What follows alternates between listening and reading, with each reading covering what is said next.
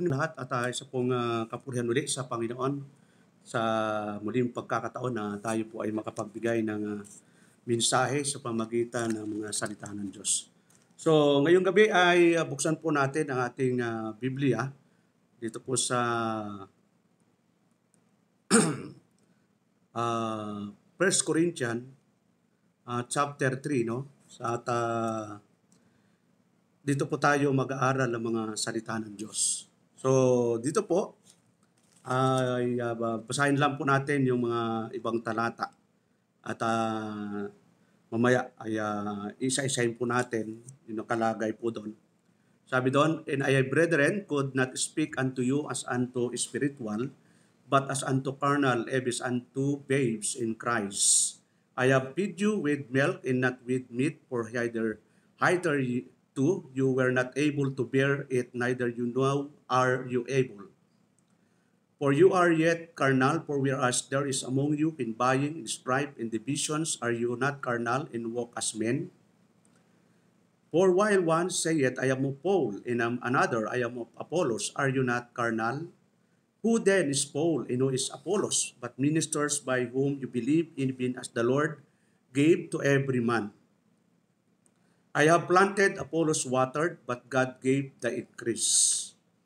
So then, neither is he that planted anything, neither he that watereth, but God that giveth the increase." So, purihin po ang Diyos sa mga salitang ating binasa ngayong gabi, mga kapatid, at tayo po ay manalangin. Ama, makapangyarihan sa lahat, salamat muli sa pagkakataon na kami po ay narito upang kayo po ay aming purihin, sambahin, at itaas ang dakila mong pangalan sa aming kalagitnaan. Nawa po, Diyos, sa aming pag-aaral ng mga salita ay pangunahan mo kami. Ang banal mong Espiritu nawa ang magturo sa lingkod nyo at sa bawat isa sa amin na makakarinig ay kayo po ang magpaunawa sa amin. Nawa po ito ay makapagbigay po sa amin ng encouragement na magpatuloy, na maglingkod, na kahit marami kaming mga dinadalang struggle at mga problema ay hindi dapat naging hadlang upang kayo po ay aming maglingkuran sa Espiritu at katotohanan ng Lord. Salamat o Diyos at nawa ipangunahan mo kami mula umpisa hanggang matapos ay kayo po nawa o Diyos ang mabigyan namin ng kaluwalhatian. Lahat po na ito, Diyos, tinadalangin namin sa tanging pangalan ng iyong bugtong na anak si Jesus. Amen and amen. So ngayong gabi mga kapatid ay ang babangat ng ating pag-aaralan is spiritual growth in unity in the church. So yung spiritual growth in the unity in the church. So itong Book of Corinthians, ito po ay isinulat po na ating kapatid na apostol na Pablo. At ang pinaka-primary concern po niya dito ay yung tinatawag na disunity and immaturity within the church in Corinth. So alam po natin yung Corinto ay talagang nandito po yung napakaraming problema na kinakaharap. Pero makita po natin si Apostle Paul ay nandun yung katsagaan niya na paalalahanan itong iglesyang ito na kahit na napakarami pong inaayos ay nandun po yung katsagaan ni Apostol na Pablo. So makita po natin na yung tinatawag na sa buong Corinto, yung primary focus na sinasabi ni Apostle Paul dito, yung disunity, immorality, and false teaching.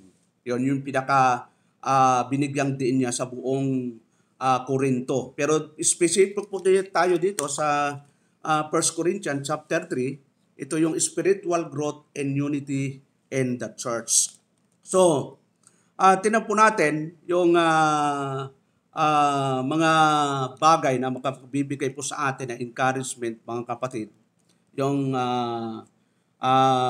verse 1 and 4, no? Ito yung tinatawag na spiritual immaturity of Corinth, no? Na sinasabi nga po dito ni Apostol na Pablo na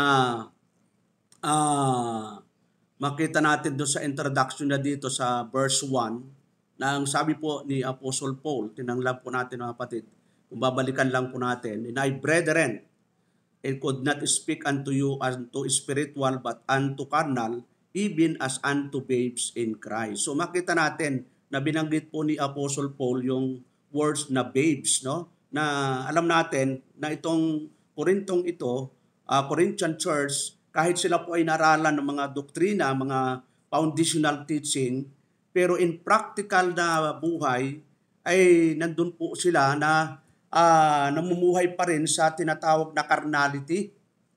Yung carnality na makita natin sa mga susunod na chapter, sa chapter 5, halos nandun po yung mga karnalidad na nangyayari. Kaya dito, ano yung sinasabi ng Apostol na Pablo? Nasabi doon, could not speak unto you as unto spiritual. So hindi talaga kailangang turuan sila dahil turuan na, kailangan i-encourage na lang na talagang magbalik loob, yung karnalidad ay maalis po sa kanila o kanilang pagsisihan. So sabi nga po dito sa pagkatagalo at ko mga kapatid, hindi nakapagsalita sa inyo na tulad sa mga nasa espiritu, kundi tulad sa mga nasa laman, tulad sa mga sanggol kay Kristo. Verse 2, I have fed you with milk and not with meat, for hither you were not able to bear it, neither you now are you able. So, kinandili ko kayo ng gatas. So, ng gatas, talagang napaka immature pa po sila pagdating po sa tinatawag na buhay espiritual. Kaya, ang sinisika po ni Apostol Pablo na maaralan po sila ng mga practical na buhay, no? Sa practical na pamumuhay bilang mananampalataya dito sa ibabaw ng mundo, no? Sa bilang iglesia, dahil sila po ay isang local church doon sa Corinto. Kaya sabi ni Apostol Pablo, at hindi ng lamangkate sapagkat kayo wala pang kaya doon. Wala na ngayon pa man ay wala kayong kaya. So ibig sabihin, matagal na panahon na parang nandoon na mumuhay para talaga sila doon sa karnalidad o sa pagiging immature.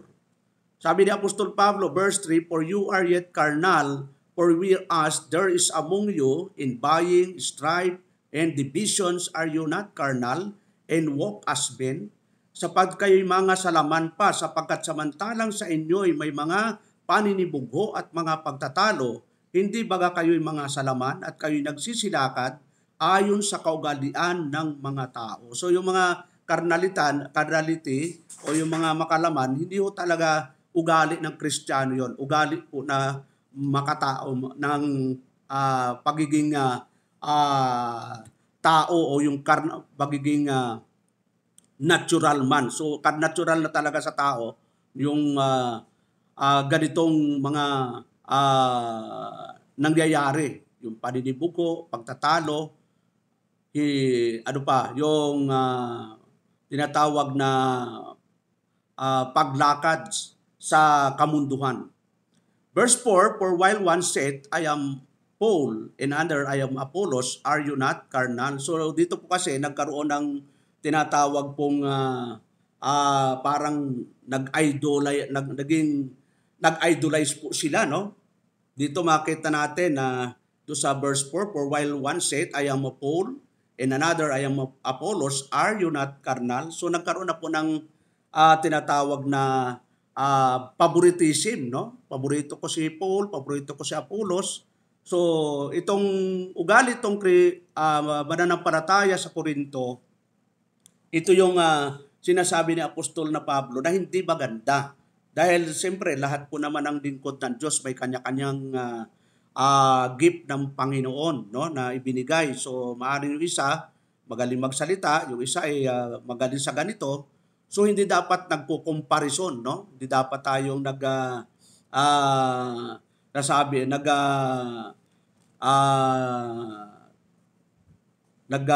dinadaw natin yung isang elder para itaas yung isang elder, kundi ito po ay parehas po sila na lingkod ng Diyos. Kaya nakita natin doon sa tinatawag na sa verse 5, tuloy na po tayo doon sa verse 5, no? Ito yung tinatawag na God is the source of blessings and true ministers. So yung totoong blessing at totoong ministro, ang Diyos po ang nagpo-provide yan. Sabi ni Apostle Paul, Odin is Paul, and who is Apollos? Yon, dito na po, sinabi ni Apostol na Pablo na, but ministers by whom you believe, even as the Lord gave to every man. So ano nga si Apollos? So nagtanong na po si Apostol Pablo, ano si Pablo? Mismo sarili niya. Mga ministro na sa pamagitan nila ay nagsisampalataya kayo at sa bawat isa ayon sa pinagkaloob ng Panginoon sa Kanya. So bawat isa may pinagkaloob ng Diyos sa atin. Sa katulad ni Apostol Pablo at ni Apollos, mga lingkod ng Diyos. Kaya ang sabi ni Apostol na Pablo, I have planted, Apollos watered, but God gave the increase. Ako ang nagtanim, si Apollos ang nagdilig, ngunit ang Diyos ang siyang nagpalago. So wala ho pwedeng pagmalaki ang bawat isa po sa atin pala. Kahit sino pa ang magsimula niyan, at siguro kung sino po yung susunod, hindi natin pwedeng i-credit po sa atin na dahil sa akin, dahil sa akin, dahil sa akin. Hindi po eh. Kasi sabi nga ni Apostol Pablo, ako ang nagtanim, si Apollos ang nagdilig, ngunit ang Diyos ang siyang nagpalago. So ito ay pananalita na maiintindihan lang ng mga sanay sa bukid, no? Mga sanay na magtanim. Dahil sa pagtatanim, hindi naman na lahat ng itinatanim mo tumutubo. Ako sanay po kami sa bundok nagtatanim kami ng mais. Hindi na lahat ng itinanim tumutubo So, yun po ang universal truth, no? Na ang nagpapalago, ang nagpapatubo, Diyos pa rin po mga kapatid. Ang importante lang nagagamit tayo ng Diyos sa kanyang ministeryo at hindi po tayo ay nagsasapawan o nagkakaroon ng idolize sa isang elder. Yon. Kasi ito, nagkaroon na po yung ganong senaryo, itong mananampalataya sa Korinto. Yon. Ako kay Apostol na Pablo, ako kay Apollos, o baka sa ating henerasyon, ako kay Elder Rene, ako kay Elder Romel, mas magaling si Elder Bim, si Elder Marcial. So nagkaroon na ng comparison. So hindi po dapat pala yung ganon mga kapatid. Dahil tayo po ay parihong ministro ng Diyos na binigyan ng kanya-kanyang kakayanan para magministeryo sa kanyang iglesia. So tayo po ay kamanggagawa. Sabi nga ni Apostol na Pablo, verse 7, so then neither is he that planteth anything, neither he that watereth, but God that giveth the increase. Yun, ito po yung pinakamagandang verse na ating mababasa dito. No? Sabi doon, ano pat walang anuman ang nagtatanim, ni ang nagdidilig, kundi ang Diyos na nagpapalago. So yung honor, yung glory, yung appreciation natin sa Diyos po talaga. Hindi po sa kanino mang nagpapagal. Kasi tayo po ay kamanggagawa lang ng Diyos. Tayo po ay kabahagi ng kanyang katawan na kanya-kanya na mayroong ibinigay ang Diyos na mga kakayanan para magamit po natin para sa ikalalago ng ministeryo. So doon po sa sunod po, yun na bilis-bilis lang po natin, medyo mahaba ito. Yung tinatawag na sa verse 8 and 10, ito yung ministers are merely laborer together with God. Yon. Yung mga ministro ay laborer together with God. Dapat sama-samang nagtatrabaho para sa Diyos. Yon, sama-sama. Na ano sabi doon? Now he that planted and that watered are one. And every man shall receive his own reward according to his own labor. So ang reward dito, hindi naman reward doon sa langit, no? Dito ang pag ikaw ay lingkod ng Diyos o anak ng Diyos at gumagawa ka ng tama o kanyang iglesia, yung reward dito mo rin makakamtan dito sa lupa. Wala ho tayong, hindi natin paniniwala na doon sa langit ay may graduation. Yung katulad ng paniniwala dati natin, nung Armenian na pagdating ng sa langit, mayroong graduation, ang first honor ay si Elder Rene. Yon, ang second honor ay si Elder Pip. So wala akong ganon. So ang reward na mabibigay ng Diyos dito sa lupa yon. At hindi natin alam kung yung nakakamta na natin, yung magkaroon ka ng kapayapaan, mayroon kang nakakapag ministeryo pa, reward ho yun eh. Isang blessing na po yun sa atin mga kapatid na ibinigay ng Diyos. So ano sabi doon? Ngayon, ang nagtatanim at ang nagdidilig ay isang, ngunit ang bawat isa ay tatanggap ng kanyang sariling kagantihan ayon sa kanyang sariling pagpapagal. Tandaan po natin, no? Sabi doon, ayon sa kanyang sariling pagpapagal. Ibig sabihin, bawat isa po sa atin dapat nagpapagal sa ministeryo ng Diyos. Hindi pwedeng iasa natin sa pastor, kasi ito po, sulat po ito ni Apostol Pablo sa kabuuan ng iglesia sa Corinto. Ibig sabihin, hindi lang yung elder ang nagpapagal. Dapat, bawat bahagi ng iglesia ay, anong sabi doon? Sariling nagpapagal. Yun. Bawat isa po ang bahagi ay dapat nagpapagal, kaya kailangan po, bawat isa po sa atin na member ng church, kasi kahit elder, ay kabahagi ng iglesia. Lahat po tayo ay dapat nagpapagal. So, verse 9, sabi doon, ano sabi doon sa verse 9? For we are laborers together with God. Yun, inulit-ulit. For we are laborers together with God. You are God's husbandry. You are God's building. Sapagkat tayo ay mga kamanggagawa ng Diyos. Kayo ang bukid ng Diyos, ang gusali ng Diyos. Alam mo yan, no? Ano yung pagkabanggit? Kamanggagawa ng Diyos, kayo ang bukid ng Diyos, ang gusali ng Diyos. So, metaphor ang tawag doon. Pag sinabing metaphor, yon. So, ano kaya ang ibig sabihin ng metaphor? Ito ay ibig sabihin nun, yung figurative speech na inihahalin tulad doon sa isang bagay. So, katulad dito, ginaya po ang iglesia. Saan po? Sa bukid. Iginaya din po ang iglesia sa gusali ng Diyos. So, verse 10, anong sabi po doon sa verse 10, mga kapatid? Sabi ng verse 10, according to the grace of God which given unto me as a wise master builder, I have laid the foundation, and another buildeth thereon. But let every man take heed how he buildeth thereupon. So, sa pagkatagalog po, ayon sa biyaya ng Diyos na binigay sa akin. So, bawat isa, si Apostol Pablo may natanggap na biyaya sa Diyos. Na tulad sa matalinong tagapagtayo ay inilagay ko ang pinagsasaligan at iba ang nagtatayo sa ibabaw nito. Ngunit ingatan ng bawat tao kung paano pagtatayo niya sa ibabaw nito. Tandaan po natin, yung may natayuan na, may nagtatag na, may foundation na. At alam natin, mamaya dadaanan po natin doon na ang foundation natin ay ating Panginoong Jesucristo. Pero ang punto doon, bawat isa po sa atin binigyan po ng biyaya ng Diyos. At kung titin nga po natin doon sa Romans chapter 12, verse 3, makita po natin ito'y bahagi ng katawan, no? Romans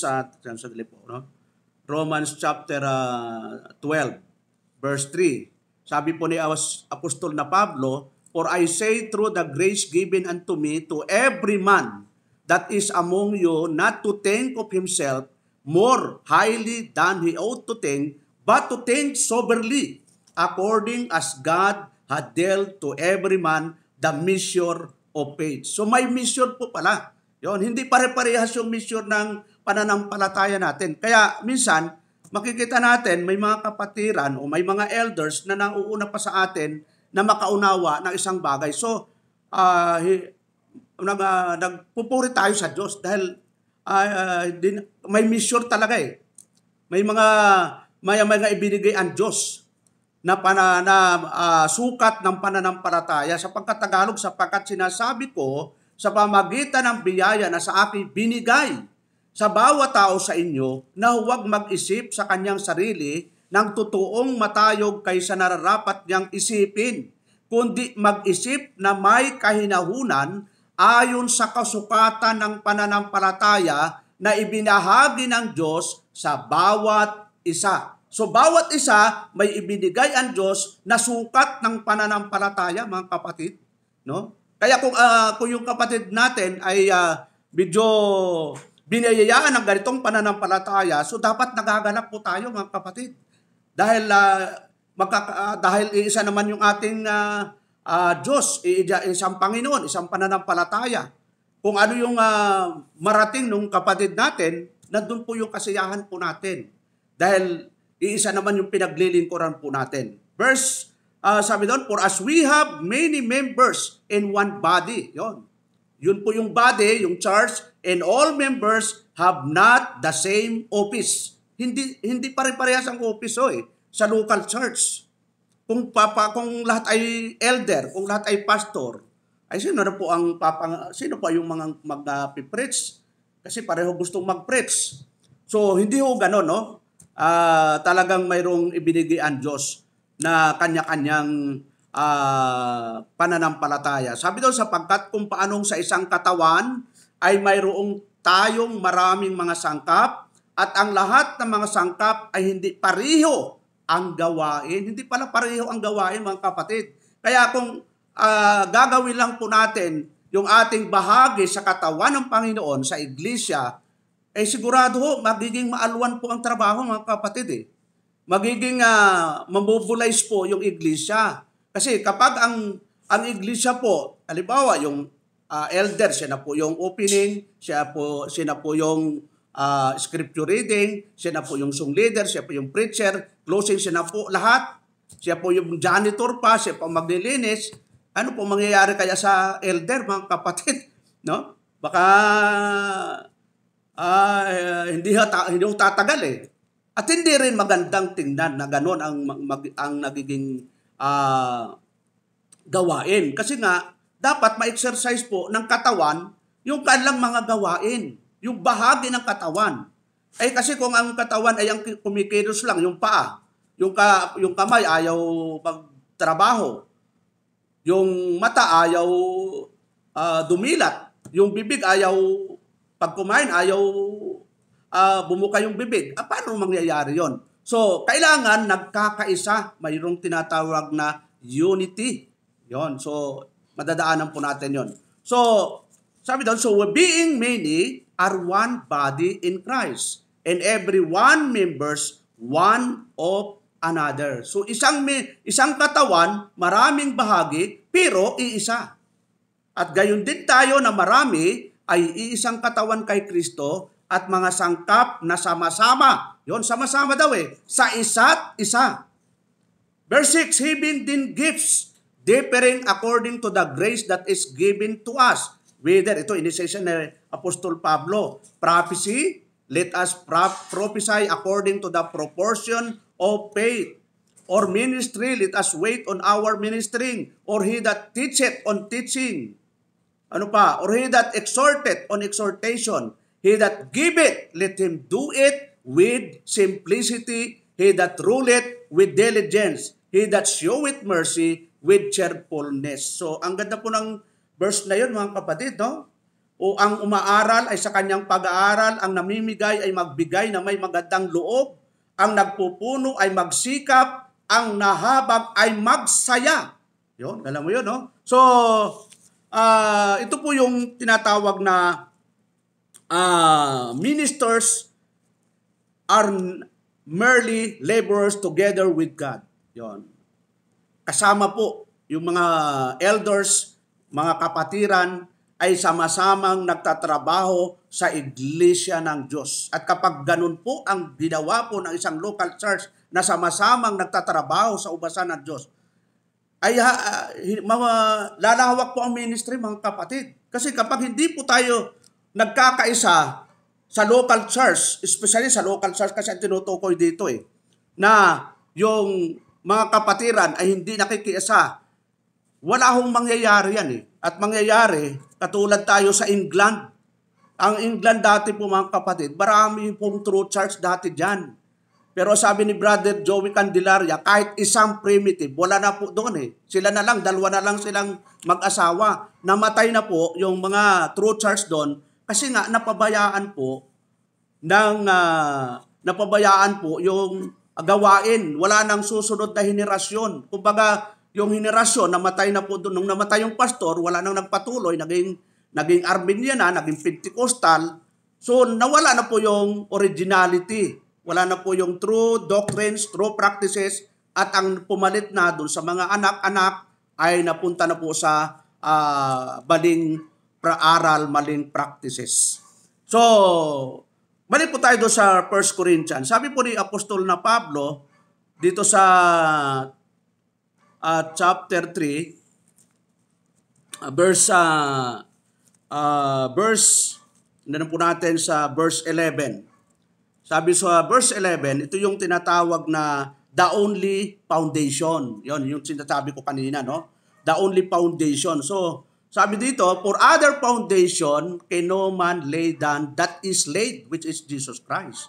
Sapagkat sino man ay hindi makapaglalagay ng ibang pinagsasaligan, kundi ang nalalagay na ito'y si Kristo Isus. So, yung ating pananampalataya ay dapat nakasalig talaga sa turo ng ating Panginoong Jesucristo. Hindi po sa mga sabi-sabi, hindi po sa mga tradisyon, katulad ngayon, no?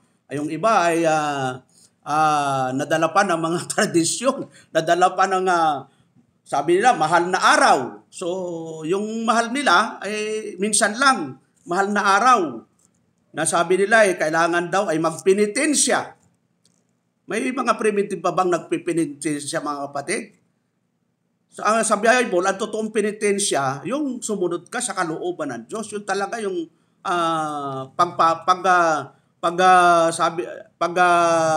penitensya. Sabi nga ng Panginoon, di ba? Come unto me, all you weary and heavy laden, and I will give you rest. Take my yoke upon me and learn of me, and you will find the rest of your soul. So, nandun yung totoong penitensya sa pagsunod sa Panginoon. Pero dito sa kapanahonan natin, di ba? Ang dami hong mga dapat nating aralan na kahit mga PB pa yan, no? May mga nag-i-Easter Sunday pa. So nawa, gamitin tayo para sila'y mapaalalahanan kasi sino po pa ang magpapaalala kundi tayo rin na nakakaalam ng katotohanan. Kaya nga tayo nandito para yung mga na naliligaw ng landas ay mapapaalalahanan. So sabi ni Apostol na Pablo sa dito po, for other foundation can no man lay down that is laid, which is Jesus Christ. Kung makita natin sa Matthew chapter 16 verse 18, ano pong sabi ng ating Panginoong Jesucristo? Sa chapter 16 verse 18, and I say also unto thee that thou art Peter, and upon this rock I will build my church, and the gates of hell shall not prevail against it. So makita natin, ang Panginoon mismo ang nagtatag ng iglesia. Siya yung founder, siya yung head. So wala nang ibang foundation na dapat lumitaw. Pero ngayon, ang daming naglitawan ng mga iglesia na hindi ang Panginoon ang nagtatag, no? Kaya nga kung titinan mo yung mga naglalakihang mga iglesia ngayon, kung kailan itinatag, 18th century, karamihan 18th century, lalo na sa Amerika. Yan may mga founder. Tayo, as a true church, wala tayong kinikilalang human founder. Kaya kapag sinabing Primitive Baptist, sino ang founder? Wala tayong kinikilalang founder dahil ang Panginoon mismo ang nagsabi na siya ang nagtatag ng kanyang iglesia. Kanya po yun hindi po sa atin. Tayo ay kabahagi lang nung kanyang itinatag. Yon. At itinatag ito first century. Yon, 33 AD. So kung ito'y itinatag noon, anong gagawin lang natin? Kung tayo ay sa kapanahunan natin ngayon, ang gagawin lang natin, hahanap lang tayo ng iglesia na kagaya po nung kapanahon kasi sa kasaysayan, di ba? Kaya nga tayo, tulad ng Primitive Baptist Cavite, nanggaling po sa South Metro Church, Primitive Baptist sa Muntinlupa. At kapag inugat po natin yung South Metro Primitive Baptist Muntinlupa, nanggaling po yan sa Arkansas Primitive Baptist. So may pinanggalingan. Hindi po pwedeng bubuo ka lang ng sarili mong iglesia at sasabihin mong gagaya na lang kami sa aral. So kasi marami ngayon na anong tawag din doon? Alignment lang. Pero ayaw magpa-submit sa baptism. Yun, marami hong gano'n na mga pastor. So, tingnan po natin ulit, no? Dito rin po sa Ephesians chapter 2, verse 19 to 22. Ito yung pinaka-text ng Thanksgiving sa Sulana, kina Elder Rene, no? Tingnan po natin yung Ephesians chapter 2, verse 19 to 22. Sabi daw, now therefore, you are no more strangers and foreigners, but fellow citizens with the saints and of the household of God. Kaya nga hindi na kayo mga taga-ibang lupa at mga manglalakbay, kundi kayo'y mga kababayan na kasama ng mga banal at sangbahayan ng Diyos. Yun, magandang pananalita yun, no? Sabi doon, of the household of God. Verse 20, and are built upon the foundation of the apostles and prophets, Jesus Christ Himself being the chief cornerstone. Yun. Ang Panginoon mismo, siya ang tinatawag na cornerstone. Wala nang ibang mag-aako nito. Siya lang. Kahit yung mga apostol, sabi niya, and are built upon the foundation of the apostles, yung mga apostle and prophets, Jesus Christ, na sa ibabaw po sila ng chief cornerstone, na ang chief cornerstone nito, ang ating Panginoong Jesucristo. Sabi noon na mga itinayo sa ibabaw ng pinasasaligan ng mga apostol at ng mga propeta na si Kristo Jesus din ang Pangulong bato sa Pangulo. Verse 21, in whom all the building fitly framed together, grow it unto an holy temple in the Lord. Yon. Fitly, no? Kung sinabing fitly, sukat na sukat mga kapatid. Magkasukat. Sabi doon, nasa kanya'y ang buong gasali na nakalapat. So magkalapat ho talaga na mabuti. So hindi lang magkalapat, mabuti ho talaga pagkalapat. Kasi kapag ang gumagawa po tayo, kahit dito po nung gumagawa, nakikita po nung foreman kapag hindi po magkalapat, hindi po sukat na sukat, pinapatanggal niya Ang sabi niya, di baling magugol tayo ng oras, at least nasa tama.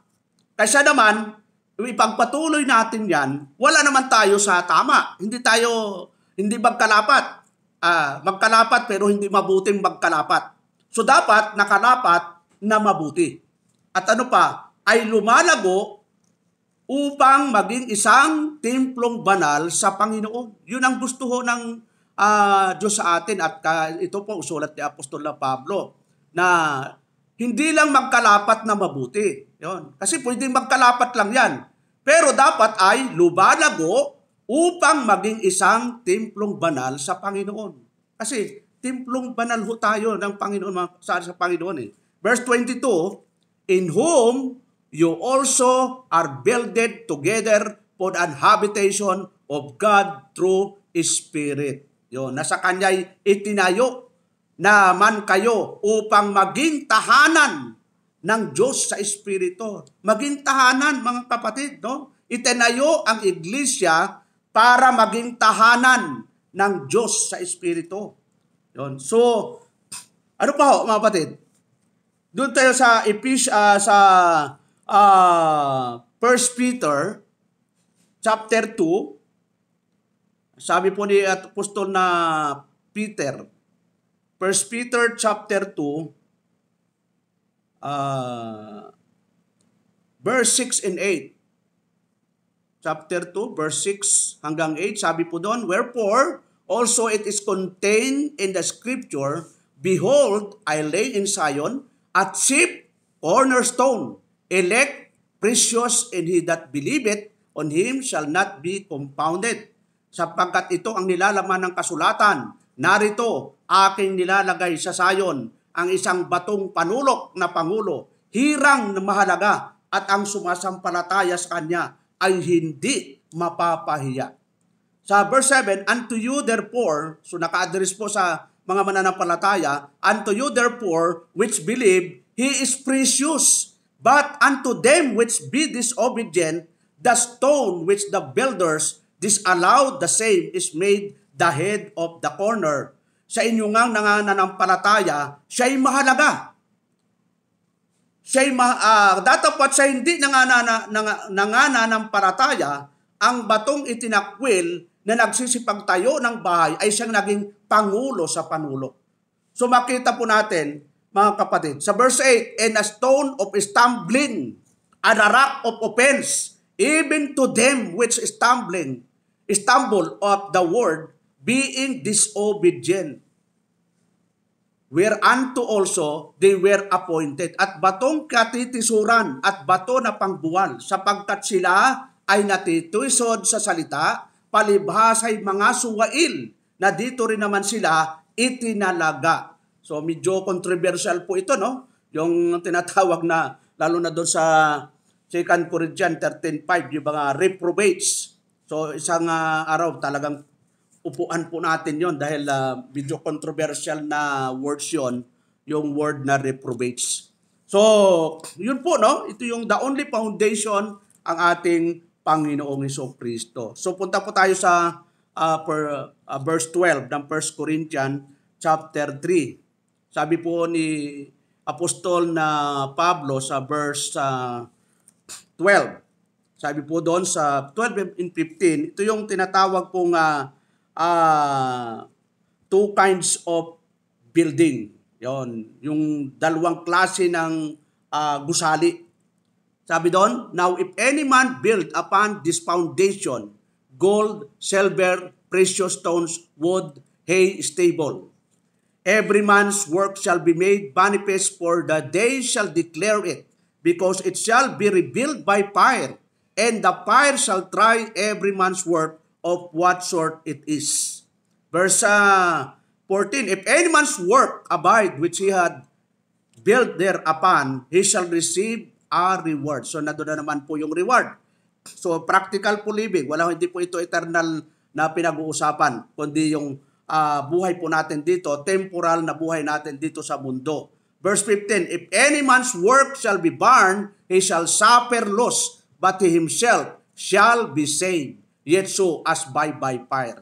So ito yung tinatawag pong comparison, no? At kung pinag-usapan po yung tinatawag na comparison o paghahambing, tinan po natin yung Matthew chapter 7, verse 24. Ito po yung pananalita po ng ating Panginoong Hesukristo during ng kanyang ministeryo. Ito po yung isa po sa mga sermon ng ating Panginoong Hesukristo. Sabi doon, therefore, whosoever heareth this saying of mine, and doeth them, I will like him unto a wise man, which built his house upon a rock. Yun, ito po yung sinasabi ng ating Panginoon. Kaya't ang bawat dumirinig ng aking mga salitang ito at ginaganap ay matutulad sa isang taong matalino na itinayo ang kanyang bahay sa ibabaw ng bato. And the rain descended, and the floods came, and the winds blew and beat upon the house, and it fell not, for it was founded upon a rock. At lumagpak ang ulan at bumaha, tumihip ang mga hangin at hinampas ang bahay na yaon at hindi nabagsak sapagkat natatayo sa ibabaw ng bato. So makita po natin doon, mga kapatid, spiritually speaking, kapag tayo po ay nandun, nakapokus po at nandun, nakapermi po sa ating Panginoong Hesukristo, hindi ho tayo babagsak. Sabi doon, hindi ba nabagsak sapagkat natatayo sa ibabaw ng bato. Yon, spiritually. Ito nga, hinambing lang sa pagtayo ng bahay. Pero, sunod na bahagi, ano sabi ng Panginoon? And everyone that heareth the saying of mine, and doeth them not, shall be likened unto a policeman. Yon, police. Ang sa Tagalog ng police ay, sabi doon, matutulad sa taong mangmang, which build his house upon the sand, na itinayo ang kanyang bahay sa buhanginan.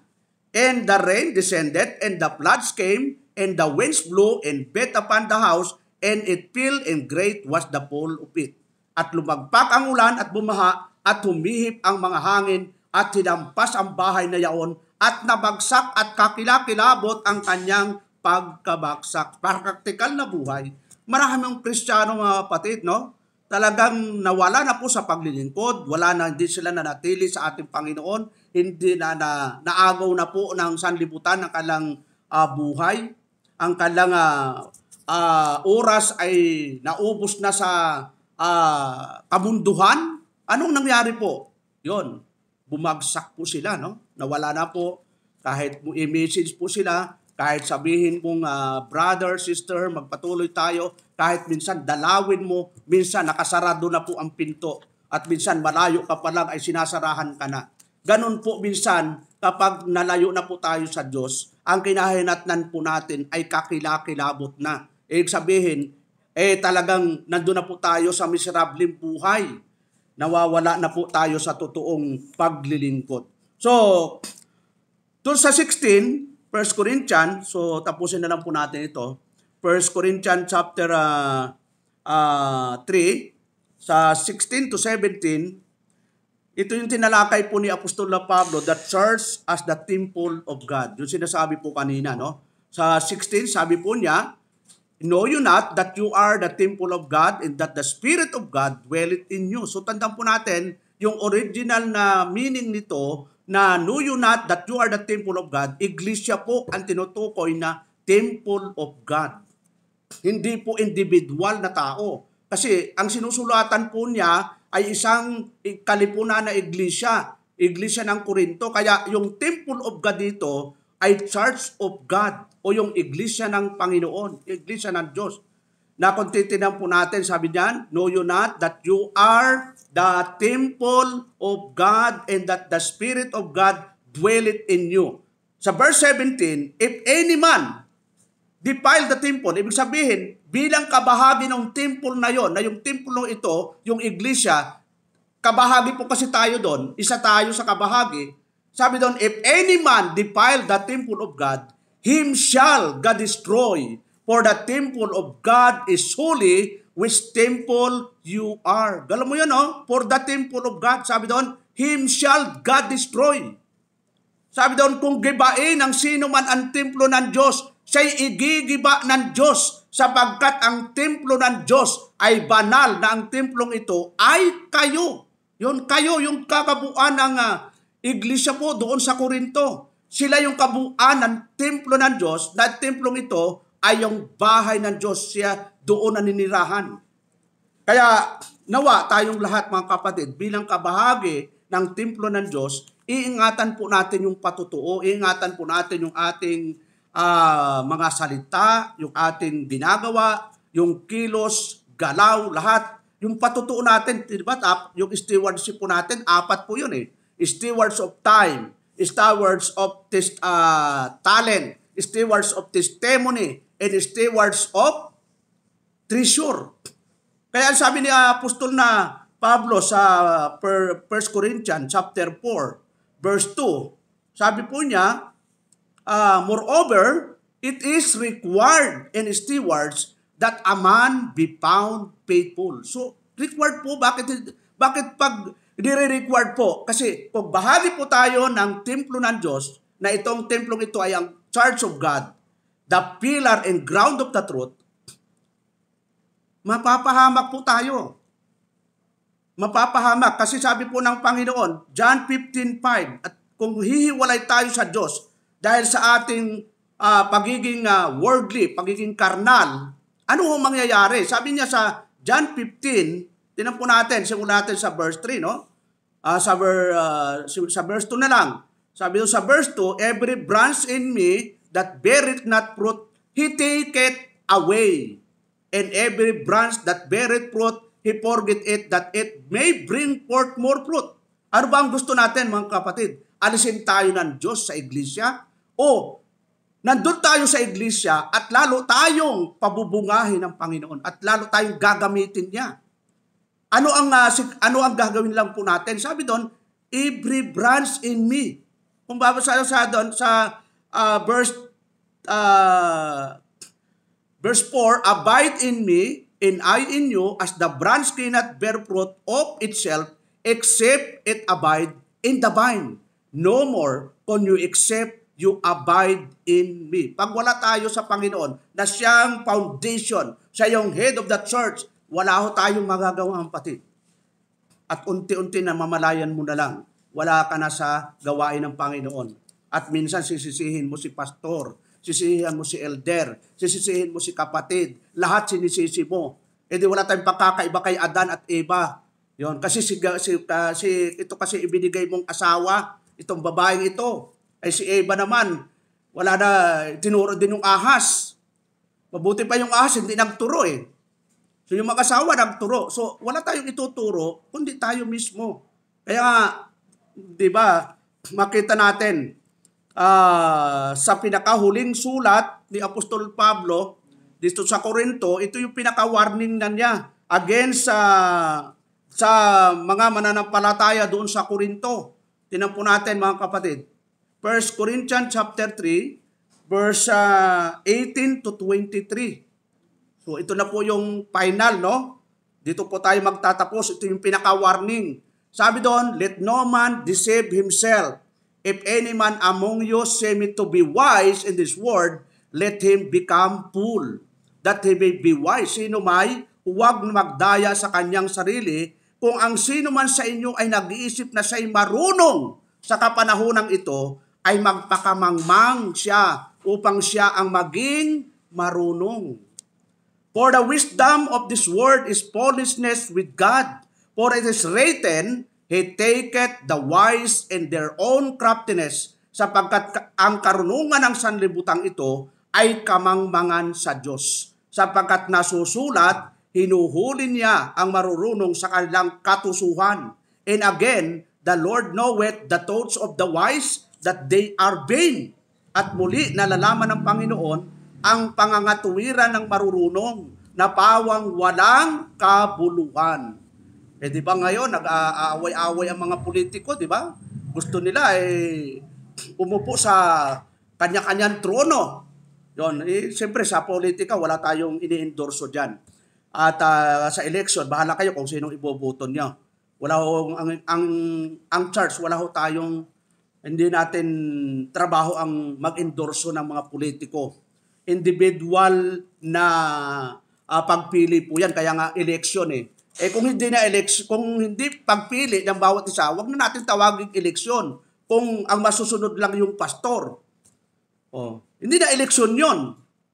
So, kaya nga ang election, right of suffrage yan, karapatang bumuto eh. Tapos papanghimasukan ng mga namumuno sa relihiyon. So, tayo po, may kanya-kanya ako, may iboboto ako, pero hindi ko sinasabi sa kanila kung sino iboboto ko. Bahala kayo kung sino iboboto nyo. In the end naman, Diyos naman ang masusunod dyan kung sinong ilalagay niya. Kahit pag-away-away pa yung mga politiko, sino man, minsan nga may mga PB nag-aaway-away sa Facebook tungkol sa politika.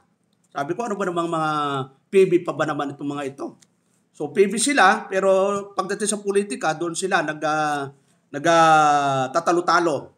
Therefore, let no man glory in men, for all things yours. Kaya huwag ipagmamapuri ninuman sa mga tao, sapagkat ang lahat ng mga bagay ay sa inyo. 22, whether Paul or Apollos or Cephas or the word or life or death or things present or things to come, all are yours. Kahit si Pablo, kahit si Apollos, kahit si Cephas, kahit ang sanlibutan, kahit ang buhay, kahit ang kamatayan, kahit ang mga bagay na kasalukuyan, kahit ang mga bagay na darating, lahat ay sa inyo. Yun, ito yung panalitan ni Apostol na Pablo. And you are Christ, and Christ is God. At kayo'y kay Kristo, at si Kristo ay sa Diyos. So lahat po yun. Wala tayong pwedeng ipagmalaki, wala tayong pwedeng kuning glory. Kaya di ba may mga nagpipray na dapat yung pagpipray po natin, di ba? Ibinabalik namin ito ang kaluwalhatian sa inyong pangalan. Wala naman tayong kinuhang glory sa Panginoon. Ba't may ibabalik pa tayo mga kapatid? So, nung Armenian kami, ganun mag-pray. Ibinabalik namin ang kaluwalhatian, ang karangalan. Hindi po dyan, wala naman tayong kinuhang glory sa Diyos eh. So, yan lang po mga kapatid sa gabi ito. So, yung ating pinag-aralan ngayon ay spiritual growth and unity in the church. Unang tinalakay ni Apostol Pablo, yung spiritual immaturity of Corinthian church. Pangalawa, God is the source of blessings and true ministers. Pangatlo, yung tinalakay po niya, ministers are merely laborers together with God. At sunod ay tinalakay niya the only foundation. At sumunod ay tinalakay niya yung two kinds of building. At tinalakay din po niya the church as the temple of God. At yung panghuli, nagbigay po siya ng warning. Yung warning against conceit and confidence in the flesh. So yun lang po sa gabing ito, kapatid. Tayo po ay manalangin. Salamat o Diyos sa gabing ito, sa iyong kabutihan, sa iyong biyaya. Salamat o Diyos sa mga salita mo na nagbigay po sa amin ng encouragement na nawa kami po ay magkaisa bilang local church, bilang templo ng Diyos, bilang pillar and ground of the truth, Lord. Makita po namin ang bahagi namin sa iyong katawan. Nawa po, hindi po kami nagsasapawan, hindi po kami nag-aagawan, hindi kami nagkakaroon ng idolatry o nagiging idol yung isang minister o isang kapatiran, kundi nandun po yung humility namin na kayo po ang aming head, kayo po ang aming kinikilalang head pastor na anuman po ang aming mali sa aming buhay, Lord, kayo po ang nakakaalam ng puso at isip ng bawat isa po sa amin. Salamat o Diyos sa gabi nito at sa natitira pong oras, kayo po ang maunat gabay sa pangalan ni Jesus. Amen and amen. Dermasal,